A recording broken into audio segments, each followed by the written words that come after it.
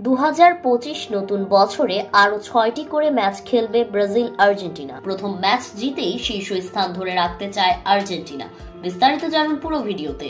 সম্প্রতি বাজে সময় পার করছে ব্রাজিল। তাদের অবস্থা এতটাই বেহাল যে 2026 বিশ্বকাপের জায়গা নিশ্চিত করতে রীতিমতো সংগ্রাম করতে হচ্ছে। 5 বারের বিশ্ব চ্যাম্পিয়নরা কনমেবল অঞ্চলের বিশ্বকাপ বাছাই পর্বে এখন 5 নম্বরে অবস্থান করছে।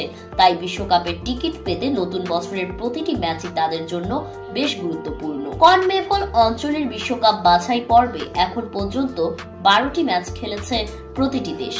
ব্রাজিল এই পর্যন্ত 5টি জয়, 4টি হার এবং 3টি ড্র নিয়ে পঞ্চম স্থানে রয়েছে। বিশ্বকাপ বাছাইয়ে নতুন বছর 6টি ম্যাচ খেলবে ব্রাজিল। মার্চ উইন্ডোতে 21 তারিখ কলম্বিয়ার বিপক্ষে ও 26 তারিখ আর্জেন্টিনার বিপক্ষে মাঠে নামবে ব্রাজিল। এরপর 5 জুন ব্রাজিলের প্রতিপক্ষ ইকুয়েডর। একই মাসের 10 তারিখ প্যারাগুয়ের বিপক্ষে খেলবে সেলেসাওরা। 10 সেপ্টেম্বর চিলির বিপক্ষে। আর বিশ্বকাপ বাছাইয়ে বছরের শেষ ম্যাচে 15 সেপ্টেম্বর বলিভিয়ার বিপক্ষে মাঠে নামবে তারা। কনমেবল অঞ্চল থেকে 6টি দল সরাসরি বিশ্বকাপ খেলবে, তাই এখনো সুযোগ থাকলেও বেশ সতর্ক থাকতে হবে।